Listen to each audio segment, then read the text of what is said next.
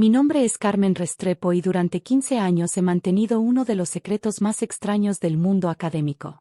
Mientras el mundo científico me conoce como la doctora C.R. Mendoza, autora de más de 200 artículos revisados por pares y pionera en biotecnología molecular, decidí regresar a la universidad usando mi nombre de soltera para completar una segunda carrera en psicología clínica. La decisión no fue caprichosa. Después de años dedicados exclusivamente a la investigación de laboratorio, quería entender mejor el aspecto humano de la ciencia.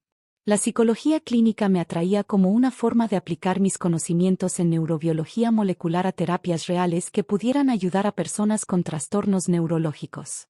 ¿Por qué no simplemente tomas algunos cursos de educación continua? Me había preguntado mi colega y mejor amigo, el Dr. Luis Vega, director del Instituto Nacional de Biotecnología. Con tu reputación, cualquier universidad te abriría las puertas como profesora visitante. Precisamente por eso, le había respondido mientras empacaba mis libros de neurociencia en cajas que guardaría durante mis años de estudiante. Quiero la experiencia real de ser estudiante nuevamente. Si uso mi reputación académica, nunca sabré si realmente estoy aprendiendo o si los profesores solo me están diciendo lo que creen que quiero escuchar. Adopté el nombre Carmen Restrepo, mi nombre de soltera, y desarrollé una historia de respaldo cuidadosamente construida. Según mi nueva identidad, era una técnica de laboratorio de 35 años que había decidido cambiar de carrera después de años de trabajo rutinario. Una historia lo suficientemente creíble para explicar mi edad y mi conocimiento básico de ciencias, pero lo suficientemente modesta para no levantar sospechas. La Universidad Nacional me aceptó en el programa de psicología clínica basándose en mis calificaciones de pregrado de hace 15 años y una carta de recomendación de un supervisor de laboratorio que en realidad era Luis haciéndome el favor. Mi expediente académico más reciente, que incluía un doctorado en biotecnología molecular del MIT y un postdoctorado en neurociencias de Harvard, permanecía cuidadosamente oculto. Los primeros semestres transcurrieron sin problemas. Disfrutaba genuinamente ser estudiante nuevamente, tomar notas, participar en discusiones grupales y redescubrir la emoción de aprender algo completamente nuevo. Mis compañeros de clase, en su mayoría de 20 y tantos años, me habían aceptado como la estudiante madura del grupo, siempre dispuesta a ayudar con las tareas más difíciles. Carmen, tienes una manera muy interesante de explicar los conceptos de neurobiología, me comentó Sofía, una de mis compañeras, después de una sesión de estudio grupal. A veces hablas como si realmente hubieras visto estas cosas en persona. Sonreí cuidadosamente. He trabajado en laboratorios durante muchos años. Se aprende mucho solo observando. Era en el cuarto semestre cuando conocí al Dr. Patricio Hernández, profesor titular de neuropsicología clínica y jefe del departamento. Desde el primer día de clases, algo en su actitud me puso en alerta.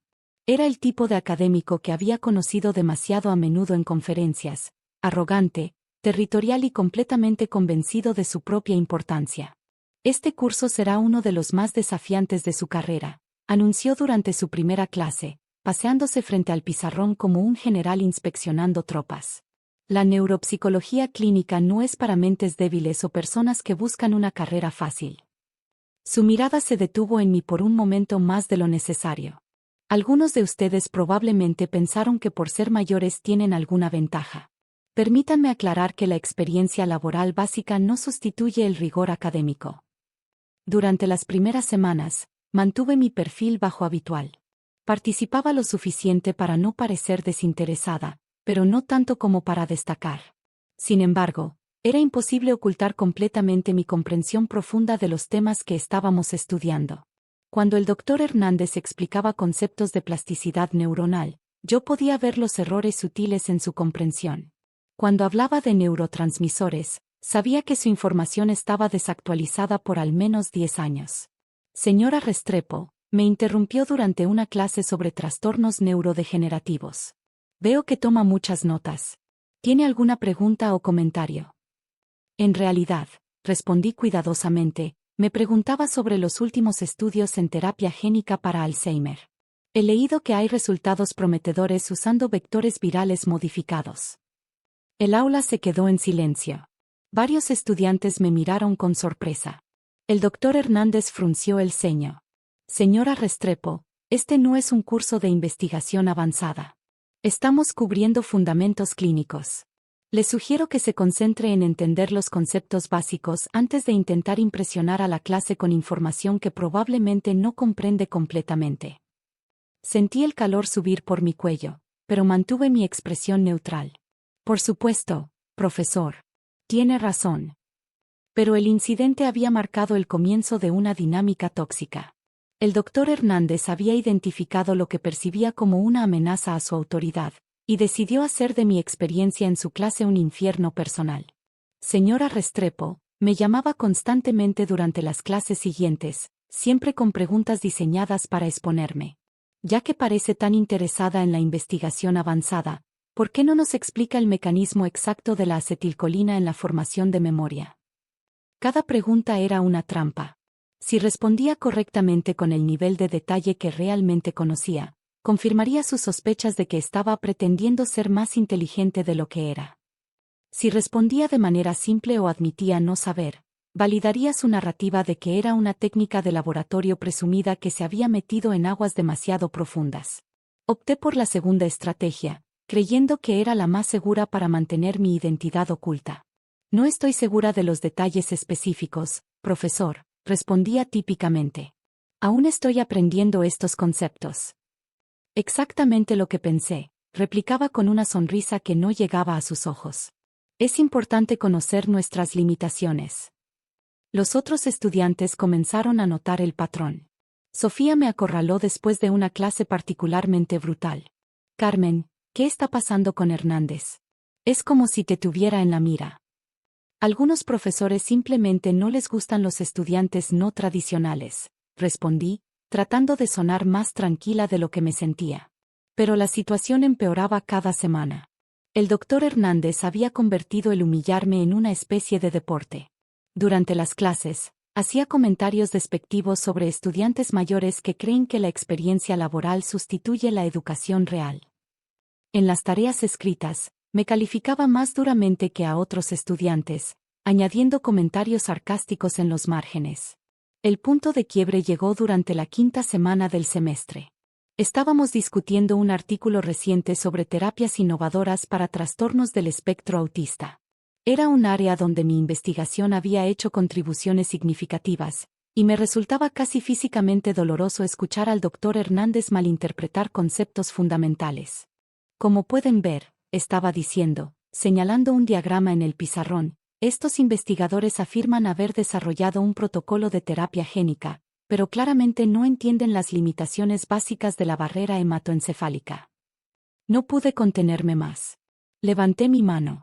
Sí, señora Restrepo, su tono ya cargado de irritación anticipada. Profesor, creo que podría haber un malentendido. El estudio no intenta cruzar la barrera hematoencefálica tradicionalmente. Utiliza liposomas P agilados con péptidos de targeting específicos que se unen a receptores de transferrina. Es una técnica bastante establecida para delivery cerebral dirigido. El silencio que siguió fue absoluto. Todos los estudiantes se giraron para mirarme. El doctor Hernández se quedó petrificado frente al pizarrón, su marcador aún suspendido en el aire. Disculpe, dijo lentamente. Me di cuenta de mi error inmediatamente. Había respondido con el nivel de detalle técnico que usaría con colegas en una conferencia internacional, no como una estudiante de pregrado en psicología clínica. Yo leí sobre esa técnica en línea, balbuceé, tratando de retroceder. Pero era demasiado tarde. El doctor Hernández había visto la grieta en mi fachada. Señora Restrepo, dijo, su voz adquiriendo un tono peligroso. Me parece fascinante que una técnica de laboratorio tenga conocimientos tan específicos sobre técnicas de investigación avanzada que ni siquiera yo uso en mi propio laboratorio. Se acercó a mi pupitre, sus ojos brillando con lo que parecía ser una mezcla de sospecha y malicia. Dígame, ¿dónde exactamente trabajó antes de venir aquí? ¿Y en qué tipo de trabajo rutinario de laboratorio se aprenden términos como liposomas P agilados? Mi corazón se aceleró. Había trabajado demasiado duro para mantener mi identidad secreta como para que todo se desmoronara por un momento de frustración académica. Trabajé en varios laboratorios universitarios, respondí evasivamente. Se aprende mucho solo escuchando a los investigadores. Ya veo, murmuró, pero era claro que no me creía. Bien, ya que parece tener tanto conocimiento avanzado, quizás pueda iluminarnos sobre algo más. ¿Qué opina del trabajo reciente de la doctora C.R. Mendoza sobre vectores virales modificados para terapia génica neurológica? Mi estómago se hundió. Estaba preguntando sobre mi propio trabajo, usando mi nombre científico. Era imposible que fuera coincidencia.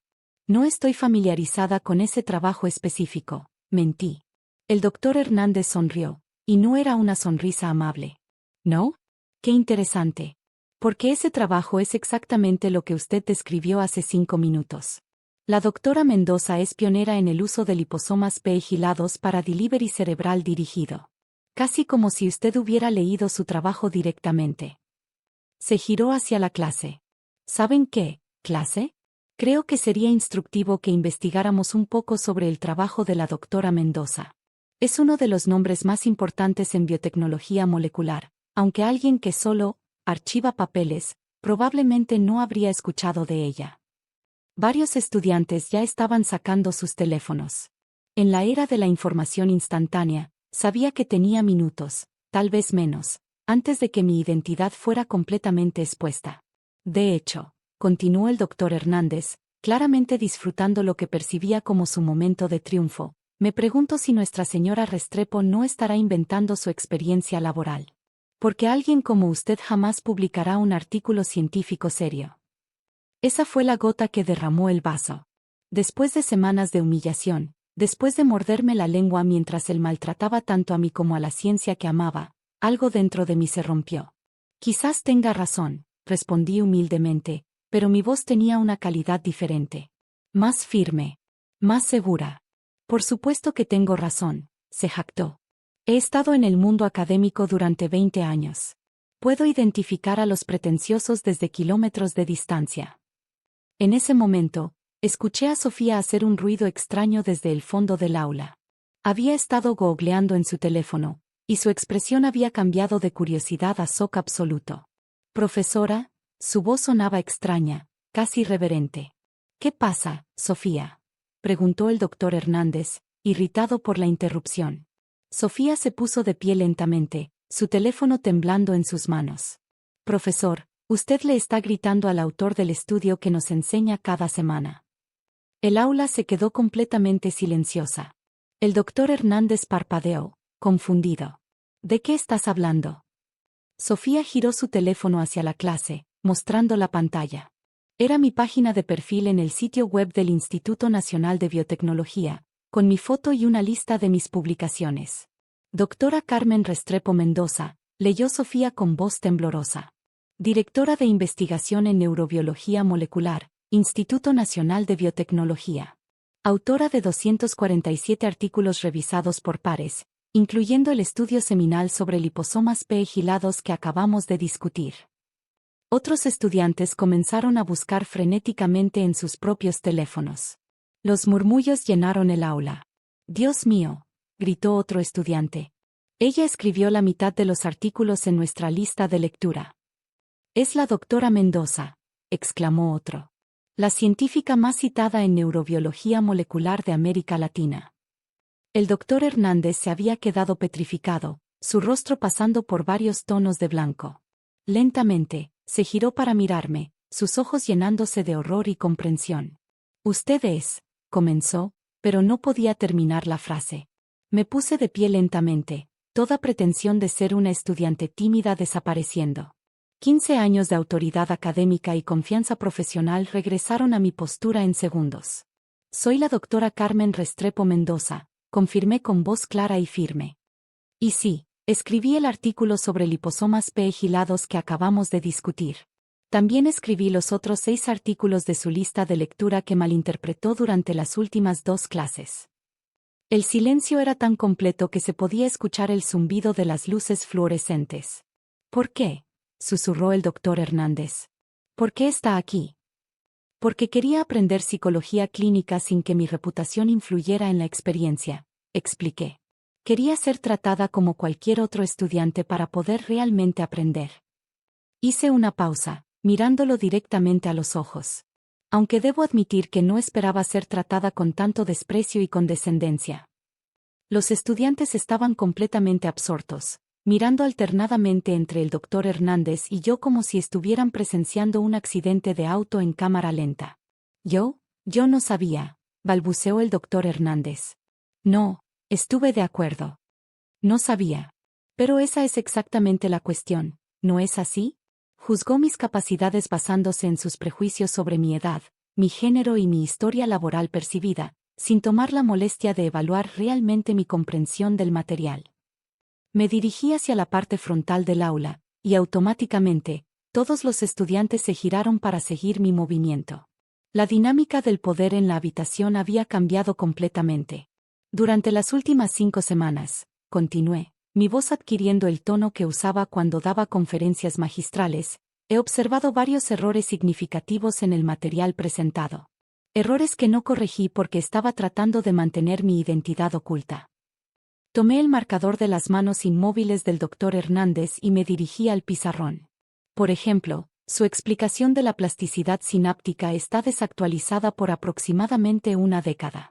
Los mecanismos que describió han sido refinados significativamente por investigación reciente. Comencé a escribir y dibujar diagramas en el pizarrón, mi mano moviéndose con la seguridad de alguien que había explicado estos conceptos miles de veces. Además, su comprensión de los vectores virales para terapia génica muestra una confusión fundamental entre vectores retrovirales y lentivirales, que tienen aplicaciones y limitaciones completamente diferentes.